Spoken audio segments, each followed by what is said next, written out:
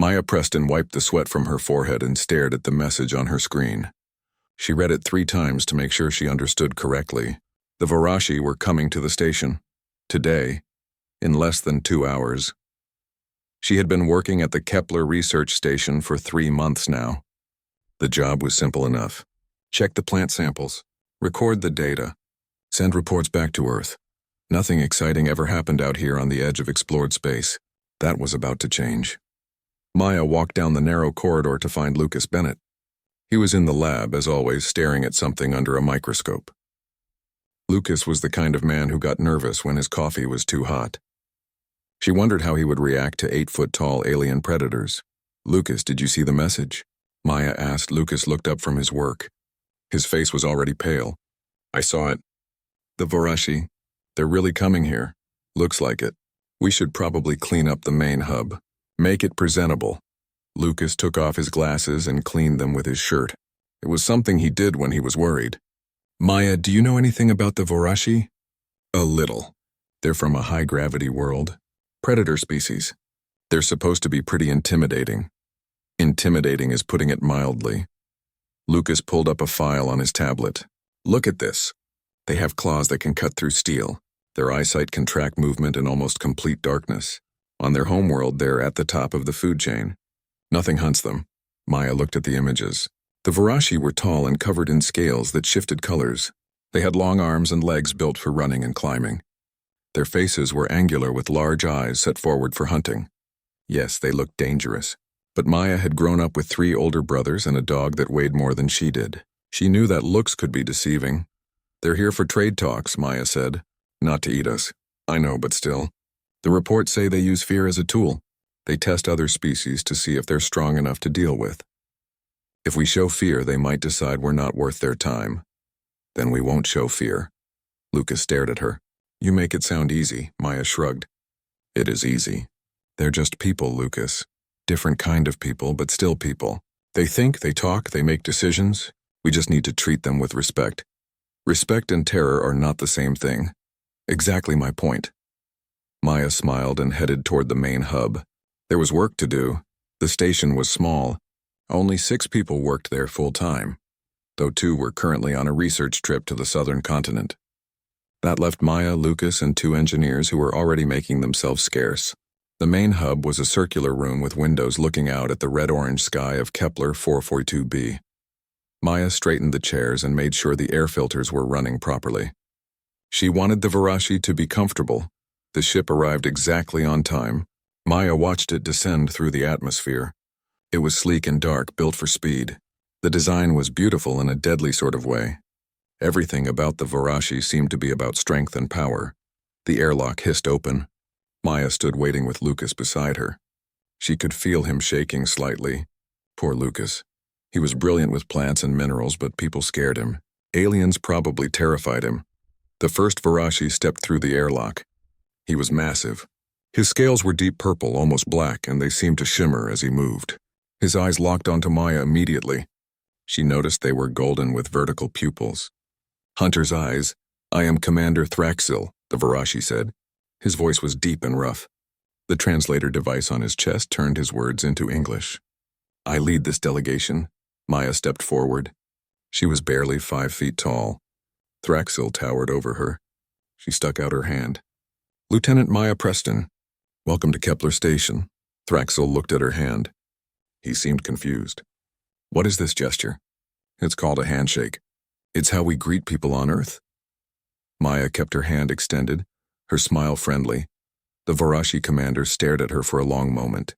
Then he looked at Lucas, who was trying very hard not to run away. Finally, Thraxil reached out with one clawed hand and carefully grasped Maya's much smaller hand. His grip was gentle, controlled. "You are very small," Thraxil observed. "You're very tall," Maya replied cheerfully. "I hope we made the doorways big enough." A second Varashi entered the station. This one was smaller, maybe 6 feet tall with brighter purple scales. Young, Maya guessed. "This is my offspring, Kessera," Thraxil said. "She is learning our ways." Kessera studied Maya with intense curiosity. Her head tilted to one side, much like a cat watching a bird. "You do not smell of fear," the young Varashi said. "Should I?" Maya asked. Most species do when they meet us for the first time. Well, I'm not most species. I'm human. Maya gestured to the seating area. Please make yourselves comfortable. Can I get you anything? Water?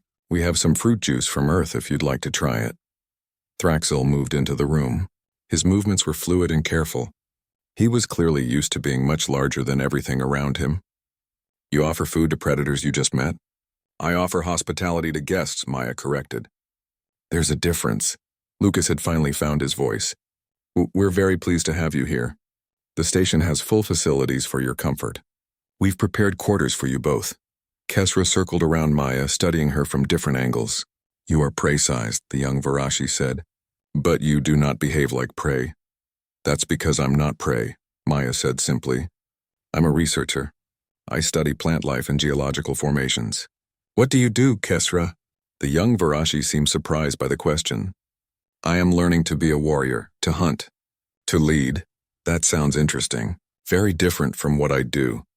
Maya sat down in one of the chairs. On Earth, we don't really have a warrior class anymore. We have soldiers, but most people do other things. We explore, we learn, we build. Thraxil sat down across from her. The chair creaked under his weight but held. Your species is new to space travel. You have only left your home system recently. That's true. We're still learning. That's why we're here, to understand other worlds, other species. Maya leaned forward. What about your people? How long have the Varashi been exploring space? 3,000 of your years. Wow, you must have seen a lot in that time. The conversation continued. Maya asked questions. Thraxil answered, though he seemed puzzled by her casual manner. Lucas gradually relaxed enough to add comments about the station's research. Kesra kept watching Maya like she was a puzzle that needed solving. After an hour, Thraxil stood. We should rest. The journey was long, of course. Maya stood as well. Lucas will show you to your quarters. Dinner is at 6 station time if you'd like to join us. We're having pasta. It's an Earth dish. As the Varashi followed Lucas down the corridor, Kesra looked back at Maya. You are strange, human, Maya grinned. I get that a lot. When they were gone, Maya sat back down and let out a long breath. Her heart had been racing the entire time, but she hadn't let it show. First contact was always tricky, but she thought it had gone well. The Varashi were intimidating, yes, but they were also curious. That was something she could work with. She looked out the window at the alien landscape. Somewhere out there in the vast galaxy, humans were making new friends, or at least they were trying, and if Maya had anything to say about it, the Varashi would leave this station thinking humans were more than just small, weak prey. They would leave thinking humans were interesting, and maybe if she was lucky, they would leave thinking humans were friends. That was worth a little fear, even if she refused to show it. The next morning, Maya woke up early. She had a routine: exercise for 30 minutes, shower, then breakfast in the common room. She didn't change her routine just because they had visitors. Routines kept you sane when you lived on an alien world millions of miles from home. She was doing push-ups in the gym when Kesra found her. The young Varashi stood in the doorway watching silently. Maya finished her set of 20 and stood up. Good morning, Maya said, slightly out of breath. You are strengthening yourself, Kesra observed. Trying to. The gravity here's a bit lighter than Earth, so I have to work harder to maintain muscle. Maya grabbed her water bottle. Do your people exercise? We hunt. That is our exercise. Makes sense. Maya wiped her face with a towel. There's not much to hunt on this station, though. Mostly just dust and the occasional bug that sneaks in through the vents. Kesra moved closer. Her movements were careful, controlled. May I ask you something, Maya Preston? Sure, and just Maya is fine. Why do you not fear us? Maya had been expecting this question. She sat down on the bench and considered her answer. I guess because fear doesn't help me do my job. If I was afraid of everything that could hurt me, I'd never get anything done. But we are dangerous. So is a lightning storm. So is a faulty airlock. So is eating shellfish if you're allergic. Maya shrugged.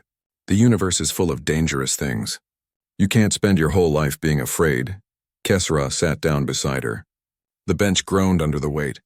Other species react differently. They make themselves small. They avoid eye contact. They submit. Is that what you want? For us to submit? It is what usually happens. Maya looked at the young Varashi.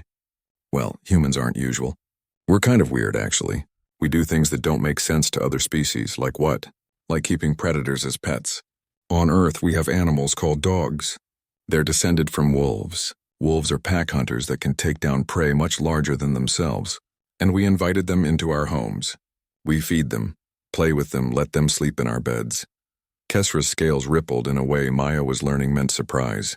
That is insane. Maybe. But now we have companions who love us and protect us. We turned a predator into a friend. Maya stood up. I need to shower. Want to meet for breakfast in 30 minutes? I will be there. Breakfast was an interesting affair. Maya made scrambled eggs and toast. Lucas joined them along with the two engineers, Pete Harris and Claire Dotson. The engineers had been avoiding the Vorashi, but Maya had convinced them to at least share a meal. Thraxil arrived with Kesra. The commanders studied the food with suspicion. What is this? Eggs from earth chickens, birds, and bread made from wheat grain. Maya passed him a plate. It's safe for your biology. We checked the compatibility reports. Thraxil took a small bite. His expression was hard to read. It is bland. Yeah, sorry. Our food supplies are pretty basic out here. If you were on Earth, we could give you something with more flavor. Maya took a bite of her own eggs. What do your people eat? Meat. Fresh when possible. We have some frozen protein in storage. Not fresh, but it's real meat from Earth. Beef, from an animal called a cow. That would be acceptable. The meal continued with small talk. Pete and Claire slowly relaxed. Kesra asked questions about Earth, about human culture, about why they built stations on other worlds. Maya answered everything honestly.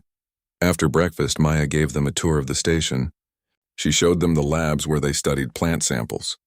She explained how they were trying to understand which Earth plants might grow in Kepler's soil. Lucas talked about mineral deposits and geological formations, getting excited despite his nerves. Thraxil listened but didn't seem impressed. Maya realized he was waiting for something. Testing them somehow. The test came in the afternoon. Maya was in the observation deck, checking on a small garden she kept. It was just a few earth plants in containers. Tomatoes, herbs, a single sunflower. They reminded her of home. Thraxil entered the room. He moved silently despite his size. Maya knew he was there but didn't turn around immediately. She finished watering the basil plant first. These are from your homeworld, Thraxil said. Yes, I like having a bit of earth with me. Maya turned to face him. The sunflower is my favorite. It always turns toward the light. Thraxil stepped closer, very close. He was invading her personal space, looming over her. His scales had darkened to almost pure black. On his homeworld, this would be a dominance display. A challenge. Maya looked up at him calmly. Can I help you with something, Commander? You are very small. You mentioned that yesterday. I could break you easily. Probably. Maya didn't step back. But you won't. How can you be certain? Because you're not here to fight. You're here to decide if humans are worth trading with, and breaking me would be bad for business. Maya smiled. Also, I don't think you want to. I think you're trying to see if I'll run away. Thraxil held her gaze for a long moment. Then he stepped back. His scales lightened to their usual purple. You are correct. I was testing you, I figured. Maya turned back to her plants. Do the Vorashi do this with every species they meet? Yes, we need to know who is strong and who is weak. And what happens to the weak ones? We do not trade with them. We do not ally with them. They are not worth our time. Maya picked a ripe tomato from the vine. That seems like a good way to miss out on valuable partnerships. Some of the smartest people I know are physically weak, but their minds are incredible. Strength of mind is still strength. True. Maya offered him the tomato. Want to try it? Thraxil took the small red fruit carefully. He examined it, sniffed it, then took a bite. Juice ran down his chin. It is sweet. And sour. Interesting. They're better with salt, but we're low on supplies.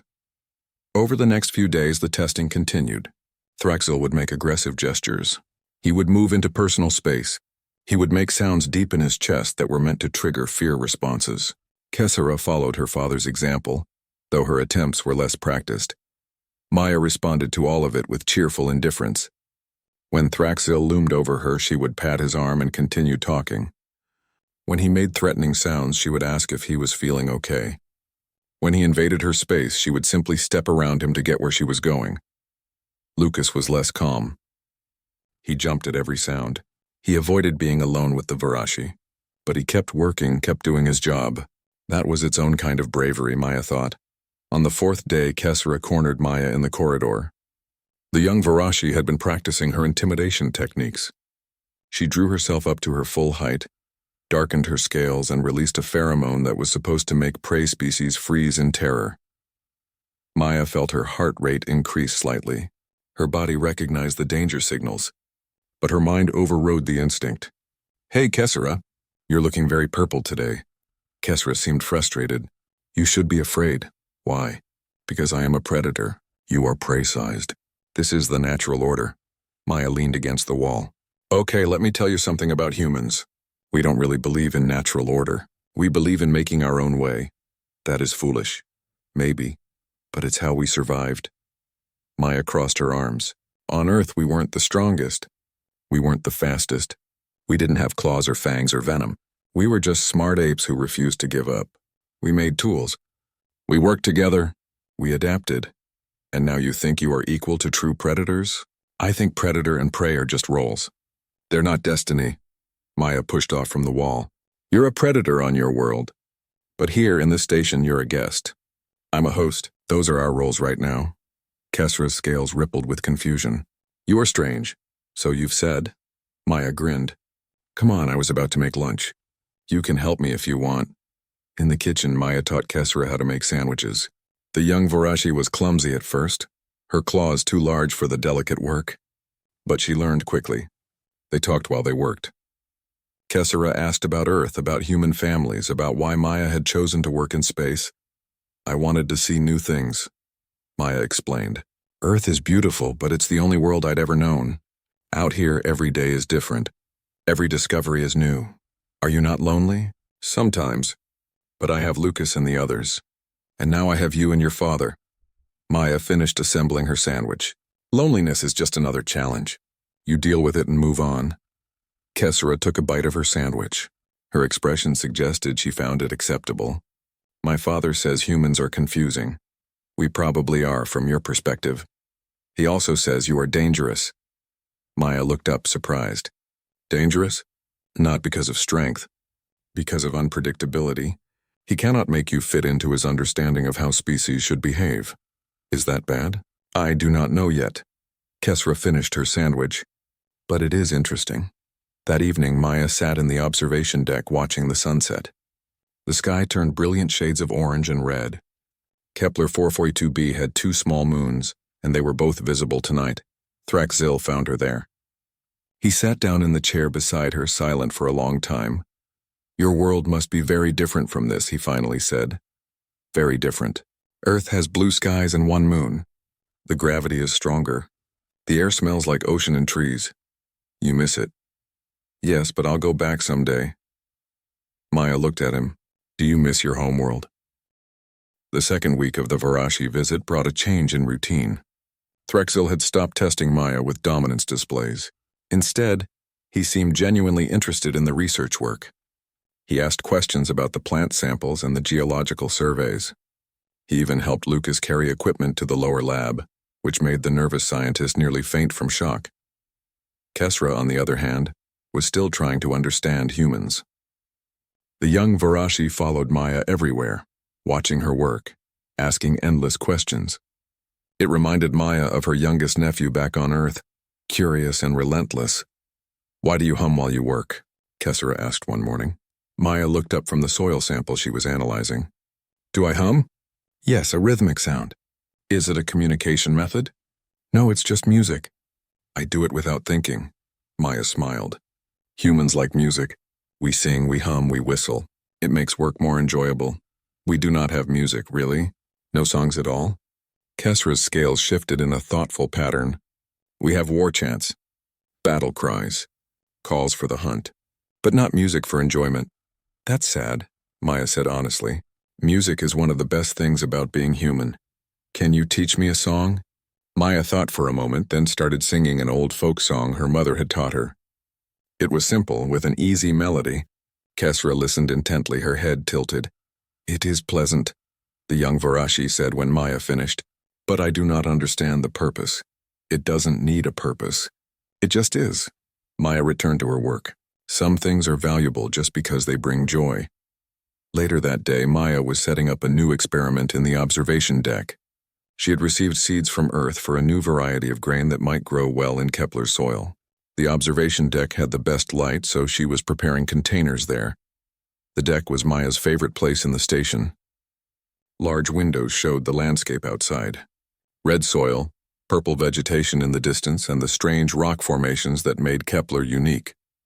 She had set up her small earth garden here too.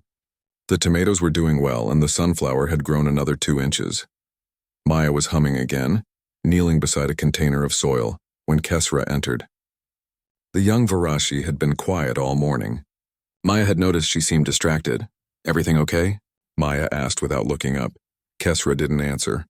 Instead, she moved to the center of the room. Maya glanced over and saw the young Varashi's scales darkening. Her posture changed, becoming more aggressive. Her lips pulled back, showing teeth. "Kesra," Maya said, confused. The young Varashi took a deep breath. Then she roared. It was not a small sound. It was massive, deep, resonating through the entire room. The windows vibrated. The plants trembled. It was the roar of an apex predator, a sound designed by evolution to freeze prey in their tracks.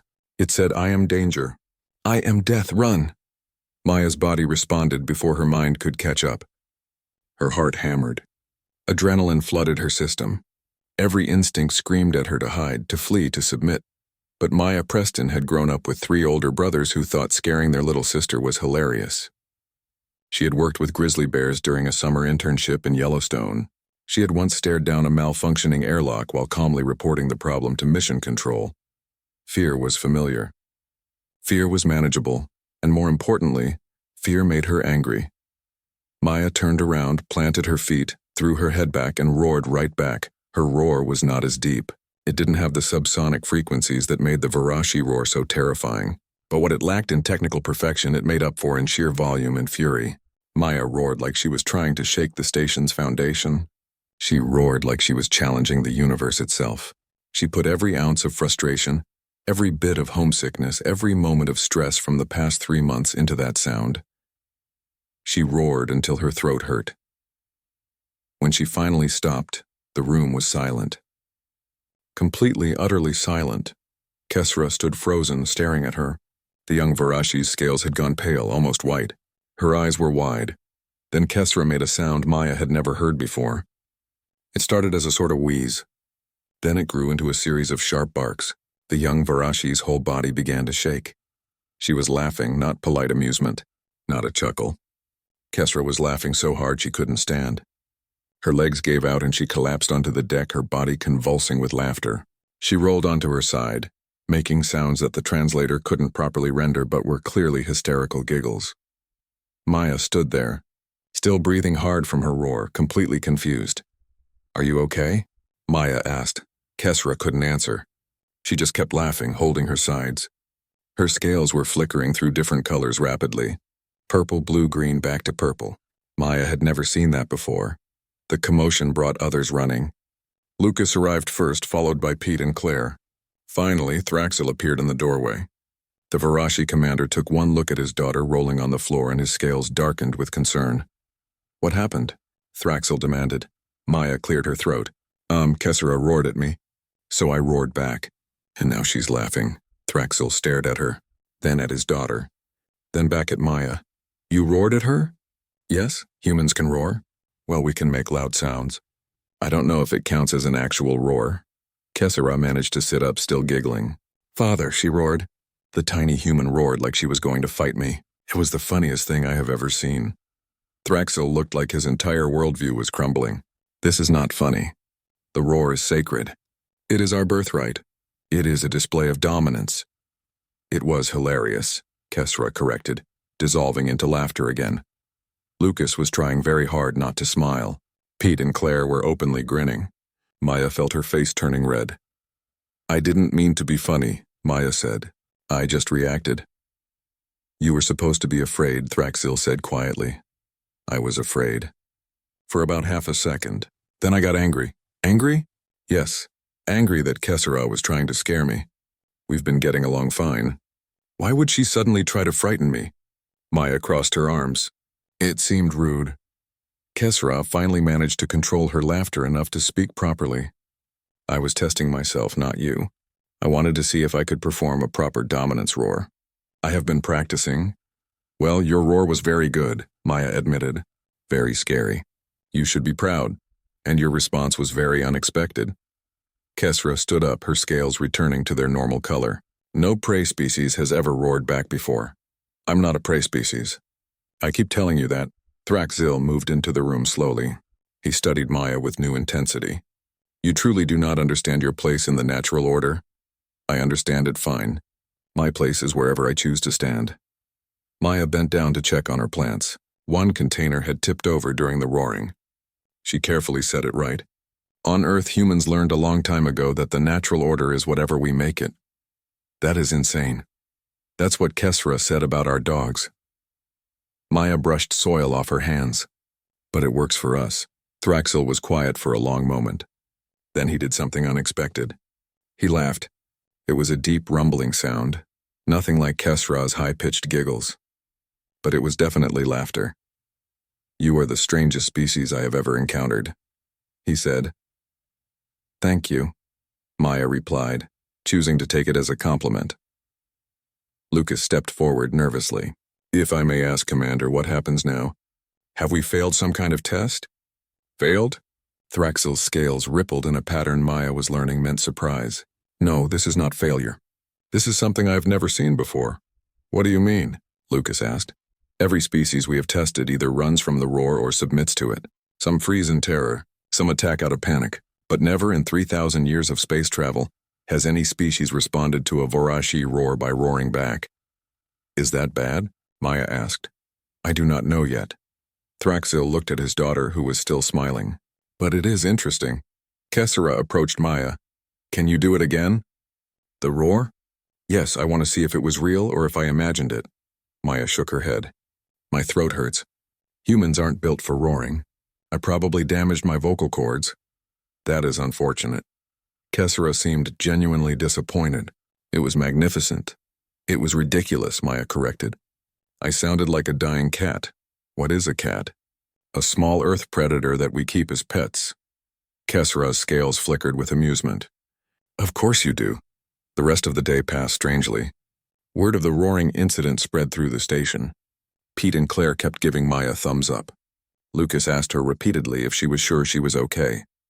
And the Vorashi treated her with a new kind of respect that she didn't quite understand. That evening, Maya sat in the common room with a cup of tea, trying to soothe her sore throat. Thraxil joined her, moving quietly for someone so large. May I speak with you? He asked. Of course. Thraxil sat down across from her. He was silent for a moment, as if choosing his words carefully. What you did today should not have been possible. The roaring.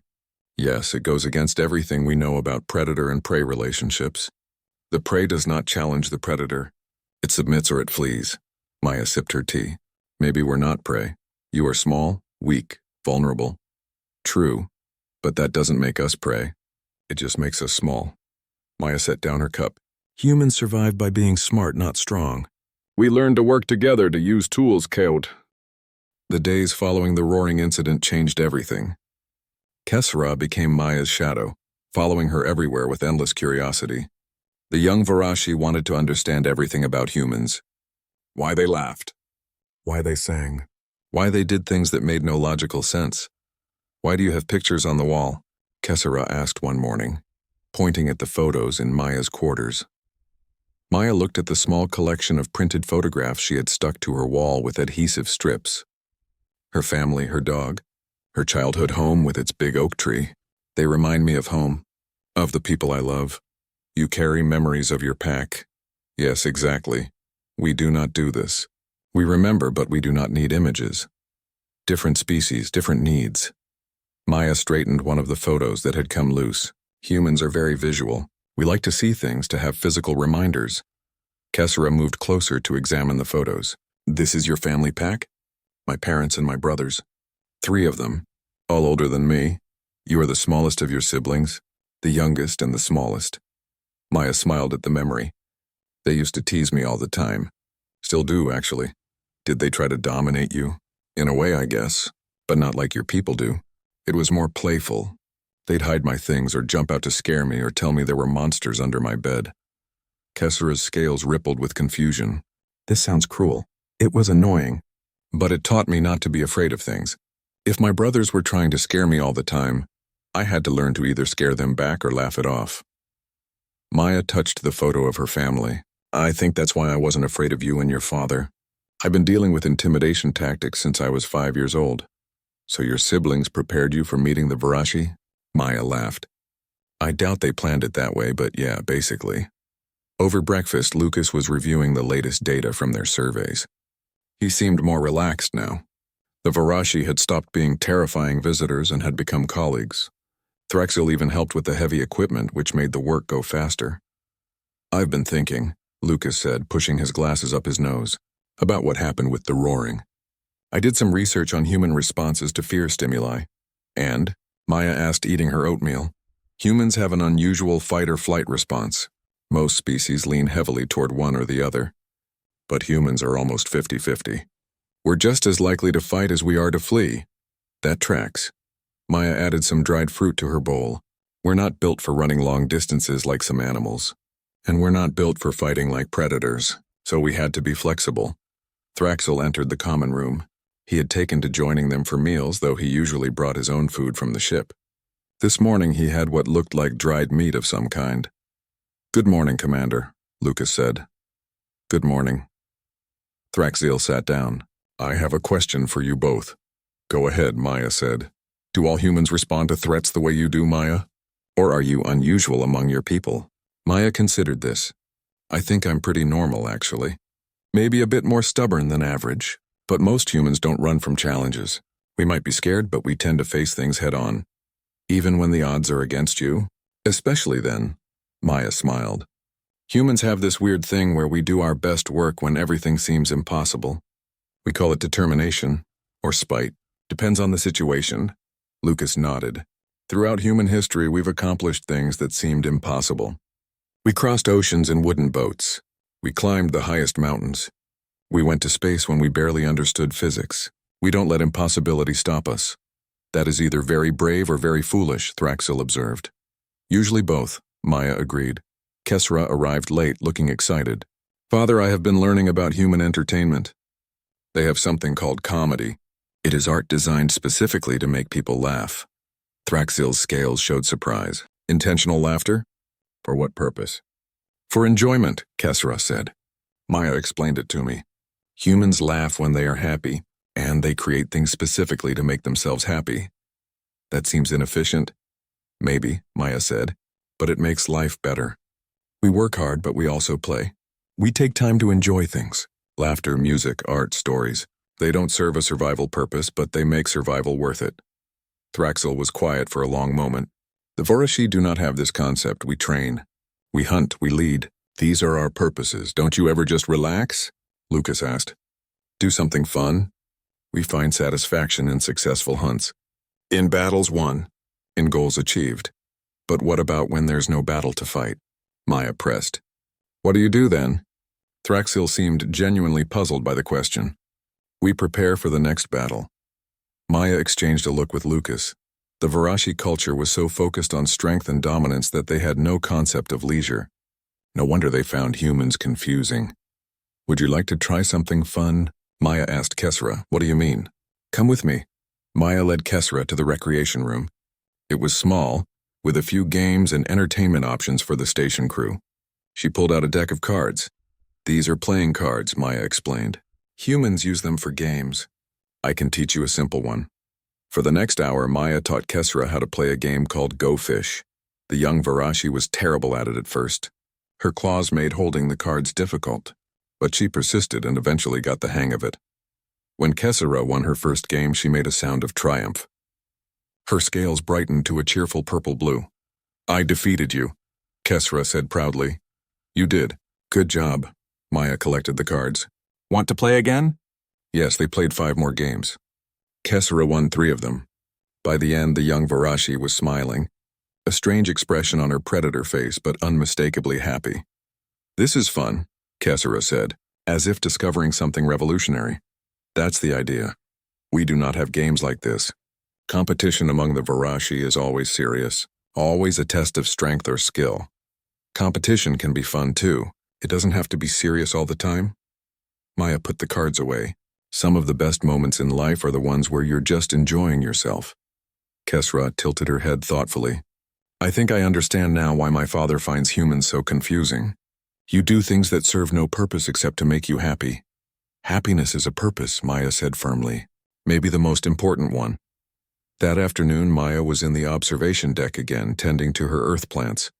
The sunflower had grown tall enough that she needed to stake it for support. She was humming while she worked, something she did without thinking.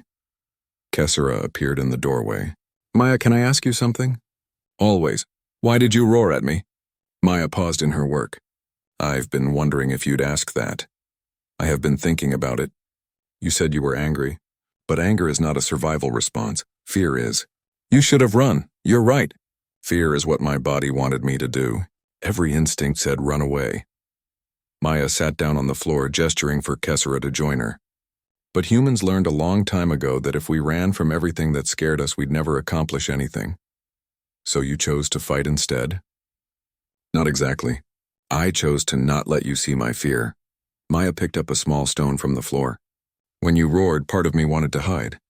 But another part of me, the stubborn human part, thought, no, I'm not going to give you that satisfaction. So it was pride? Partly, but also self-respect.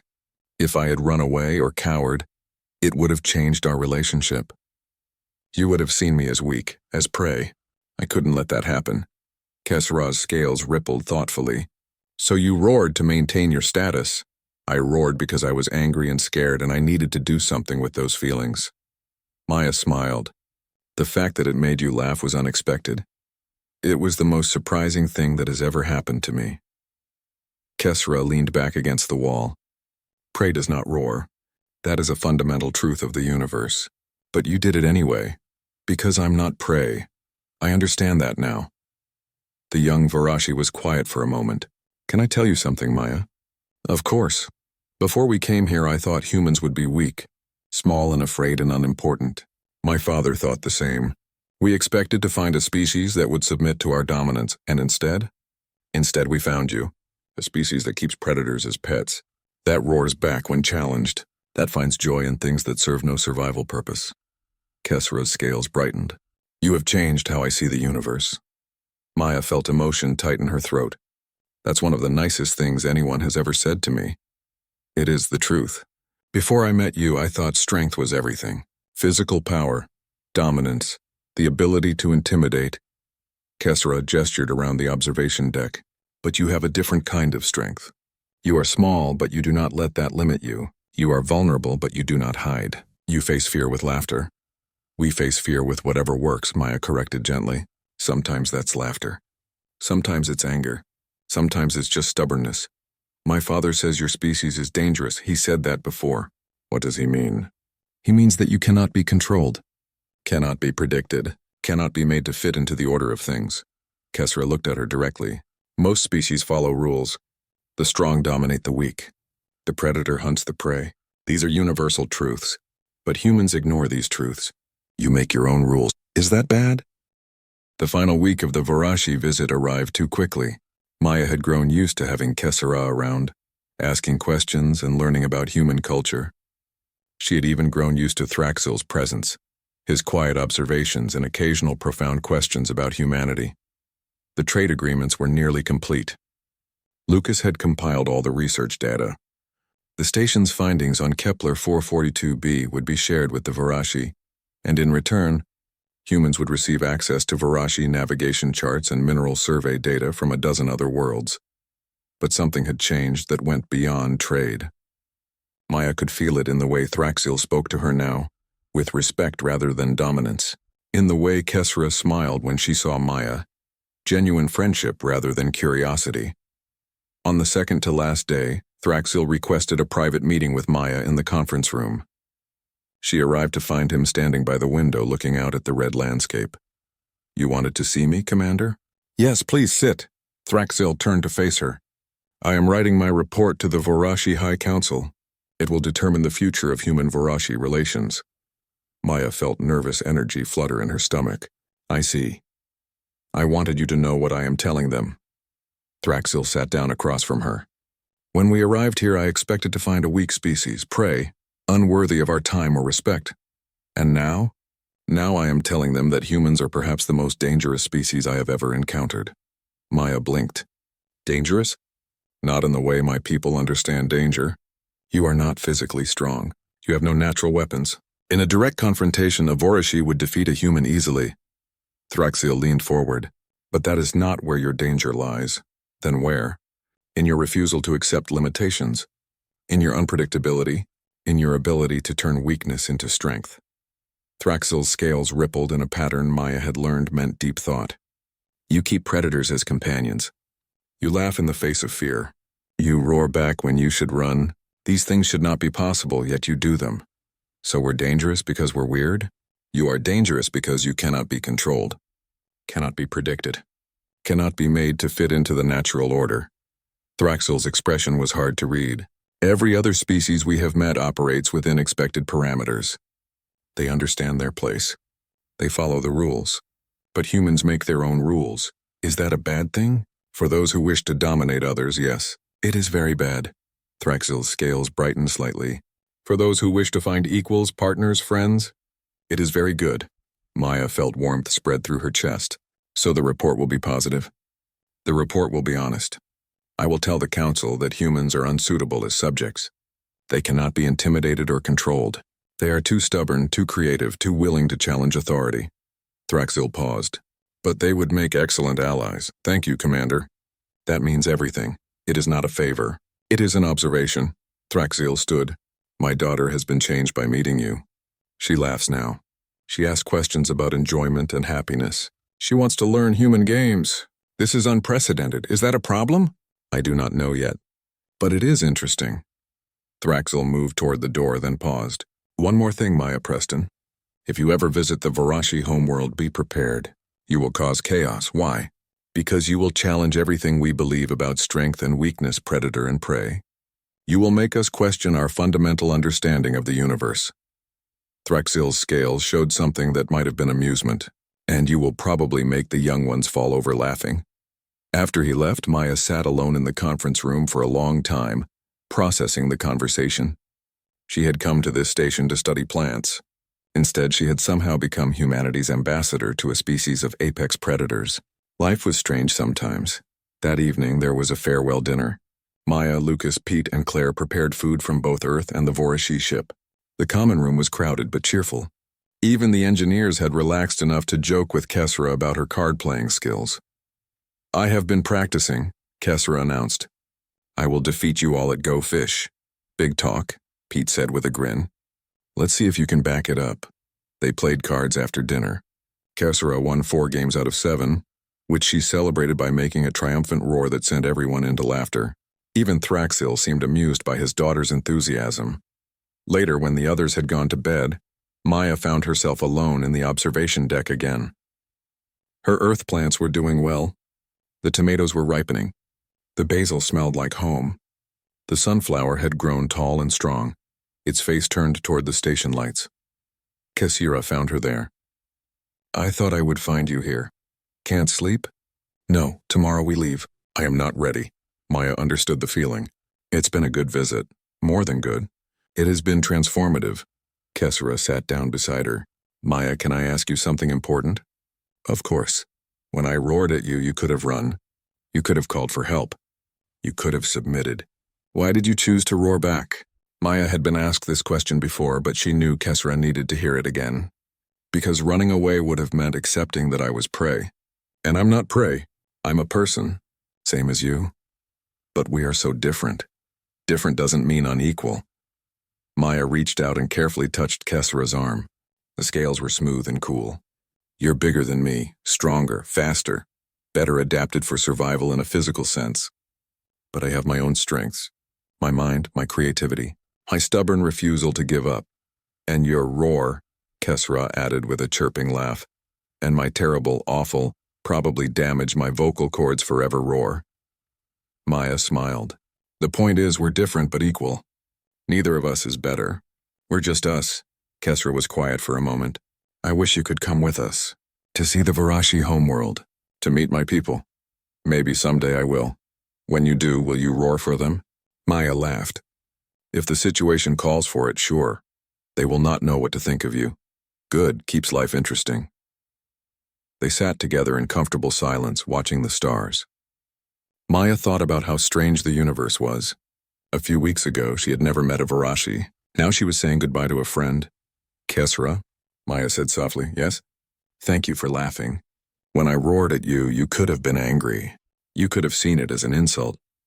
But you laughed instead. That changed everything. I could not help it. It was the funniest thing I had ever seen. Kesra's scales brightened with the memory, a tiny human roaring like she could challenge the universe. It was absurd and wonderful.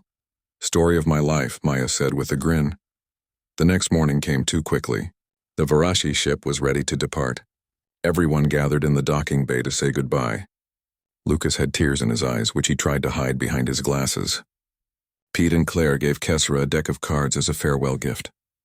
So you can practice, Claire said, and teach your people. Kesra accepted the gift with reverence. I will treasure this, and I will spread the knowledge of human games across the Varashi worlds. That sounds ominous, Pete joked. Thraxel approached Maya last. Lieutenant Preston, it has been educational. For me too, Commander. Maya offered her hand. Safe travels. Thraxel took her hand in his much larger one. His grip was gentle, careful. May I ask one final favor? Of course. Will you roar with my daughter one more time? I wish to record it for the council. They will not believe it otherwise. Maya looked at Kesra, who was practically vibrating with excitement. You want to roar together? Please, Kesra said. One last time. Maya took a deep breath, already regretting this. Her throat still hurt from the last time. But how could she say no? Okay, on 3? Kesra nodded eagerly. They stood facing each other in the middle of the docking bay. Everyone stepped back, giving them room. 1, Maya counted. 2, Kesra said. 3, they roared together. Kesra's roar was deep and powerful, the sound of an apex predator. Maya's roar was higher, rougher, but no less enthusiastic. Together they shook the docking bay with their combined sound. When they finished, Kesra was already laughing. She laughed so hard she had to lean against the wall for support. And this time, watching his daughter laugh with such pure joy, Thraxel laughed too. It was a deep, rumbling sound that Maya felt in her bones. Lucas was grinning. Pete and Claire were applauding. And Maya, her throat sore and her heart full, felt like she had just won something important.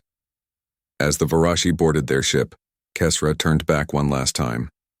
Maya Preston, you are my friend. The first friend I have ever made from another species. You're my friend too, Kesra. Come back and visit sometime. I will. And next time I will bring more games to learn. The airlock closed. The ship departed, rising into the orange sky until it was just a speck among the stars.